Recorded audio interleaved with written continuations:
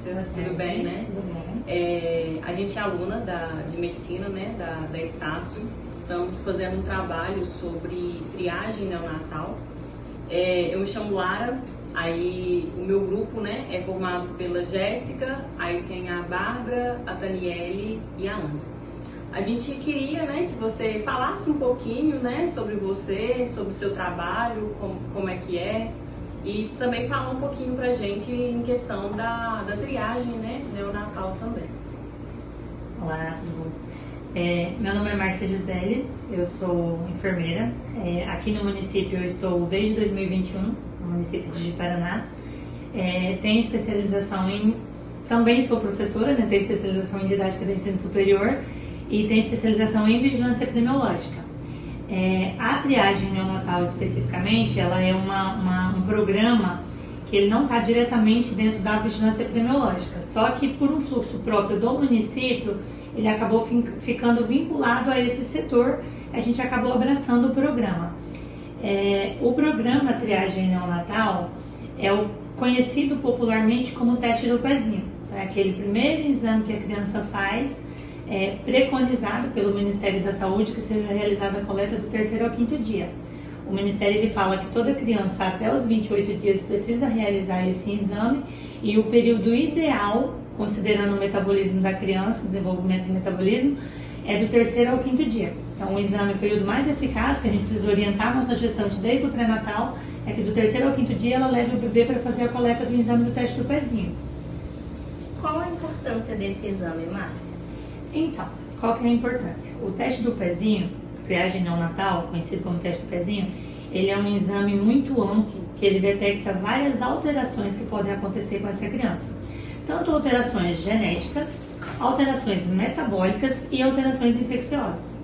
Então, desde aquela mãe que teve uma infecção, por exemplo, por sífilis ou por toxoplasmose na gravidez, o teste do pezinho ele vai detectar a presença de anticorpos. Nesse caso, vão ser solicitados exames complementares para a gente validar, para a gente ter certeza que a criança teve contato somente com anticorpos e que ele não adquiriu a infecção materna, né? E as alterações genéticas, como por exemplo a anemia falciforme. O traço da anemia falciforme é uma informação extremamente importante que a família tenha conhecimento. E as alterações metabólicas, biotinidase, fenilcetonúria, existe uma série de alterações metabólicas que o exame do teste do pezinho é responsável por detectar, por rastrear. Então, uma criança detectada, uma criança rastreada com uma dessas alterações que inicia o tratamento precoce, vai ter uma qualidade de vida muito melhor do que uma criança com diagnóstico tardio. Vocês realizam algum tipo de busca ativa para essas crianças realizarem o teste do pezinho?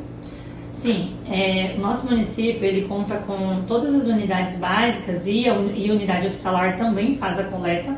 Então, as unidades básicas elas são responsáveis por fazer a primeira coleta. Então, a mãe ela tem um bebê hoje, ela já sai orientada tanto pelo próprio pré-natal quanto pela maternidade, que ela precisa levar a criança do 3º ao 5º dia para fazer a coleta. A unidade básica faz a primeira coleta e encaminha para a gente o papel filtro. Esse material ele é encaminhado para a nossa referência, que é o Nativida em Porto Velho. Quando tem alguma alteração, o Nativida entra em contato com o nosso setor, comunica que precisa ser feita uma recoleta ou um exame complementar. Existem alguns tipos de exames complementares ao teste do pezinho. A gente vai entrar em contato ou diretamente com a mãe, quando é para ela vir coletar aqui com a gente, ou com a atenção básica novamente, quando é para ser feita uma recoleta em papel filtro, por exemplo. Então a gente vai atrás dessa mãe, a gente vai buscar ela para a rede. Mesma situação quando a equipe detecta que tem uma criança que já passou do período e que não fez o teste do pezinho por algum motivo. Muitas vezes por uma falta de consciência ou orientação da mãe, às vezes por uma questão relacionada à documentação, registro da criança. Se a gente detecta uma criança que ainda não realizou, a gente vai atrás, capta essa criança, traz ela para a rede para realizar esse exame e fazer os demais que são complementares a cada caso. E quais são as principais doenças que são diagnosticadas assim quando faz o teste do pezinho, geralmente aparecem? Então, no caso desde as infecções maternas, né, geralmente a gente sempre orienta as mães.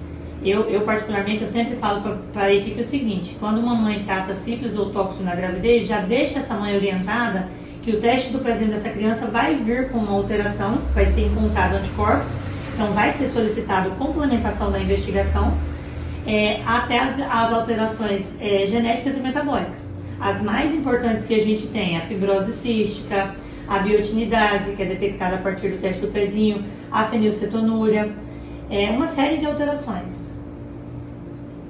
E quando, assim, quais as condutas que vocês tomam quando é diagnosticado, né, essas doenças? O que vocês fazem, assim, tem algum poder, protocolo de encaminhamento, alguma coisa? Sim, o estado de Rondônia, ele tem o Centro de Referência de Triagem Neonatal em Porto Velho, que é o Nativida. O Nativida, ele é responsável pelo segmento das pessoas que dão alteração no teste do pezinho. Quando eu digo pessoas, porque não somente na primeira infância. A gente tem adolescentes de 12, 15, 17 anos, a gente tem pessoas com 22 anos que fazem um acompanhamento pelo Nativida por alterações que foram detectadas pelo teste do pezinho. Então, assim, desde as formas, a criança que tem, por exemplo, um distúrbio metabólico, que ele não pode fazer uso de um determinado alimento que contém um certo aminoácido, e se ele depender de uma fórmula específica, vai vir através do serviço de referência, até o tratamento mesmo das condições que demandam tratamento, por exemplo, fibrose cística. Então, a nossa referência é o Nativida. As nossas crianças, os nossos adolescentes que apresentaram alterações em teste do pezinho, todas são acompanhadas pelo Nativida. Algumas dessas crianças fazem retornos trimestrais, algumas fazem retorno a cada 6 meses e algumas até anuais. Mas todas fazem segmento através da referência que é o Nativida.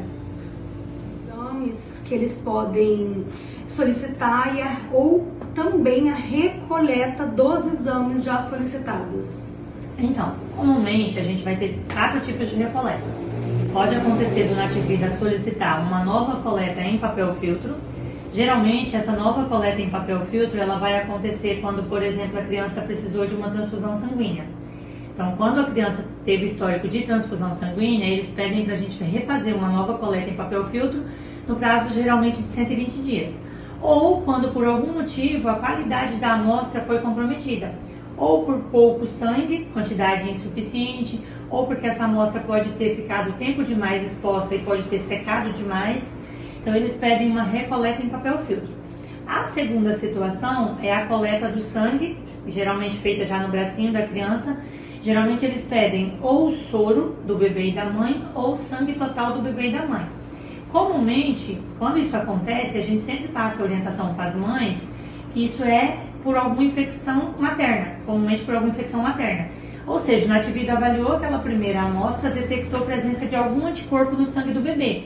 Ou anticorpo contra sífilis, ou anticorpo contra chagas, ou toxoplasmose. Então eles querem ter a certeza de que o bebê tem o mesmo anticorpo que a mãe tem, que ele só tem anticorpo e que ele não tem a infecção em si.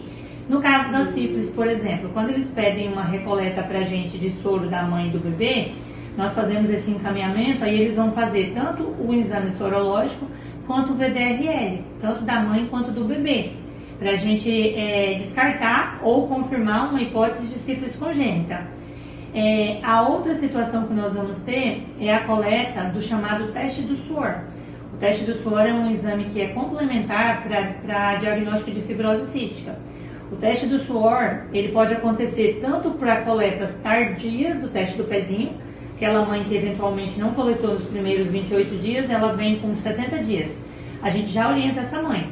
Nós vamos fazer o teste do pezinho do teu bebê. Só que vai ser pedido um exame complementar, que é o teste do suor, porque o sangue ele já perdeu especificidade para a fibrose cística. Então, complementa-se com o teste do suor. No caso do teste do suor, a criança precisa ser encaminhada para Porto Velho.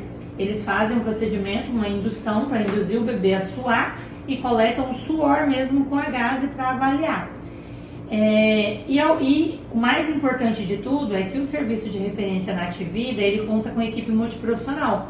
Então, o Nativida hoje ele tem assistente social, psicólogo, médico pediatra e os médicos especialistas, oftalmologista, infectologista.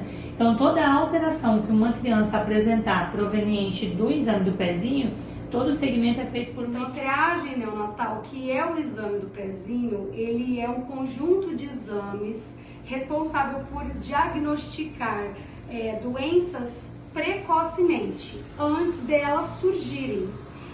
Elas são... toda essa conversa que nós tivemos aqui foi assim maravilhosa, possibilita a gente a trazer dentro do nosso trabalho, riqueza de informações da necessidade que é fazer o exame do pezinho. Muito obrigada. Obrigada a você por essa explicação maravilhosa. Muito obrigada. Eu que agradeço a oportunidade.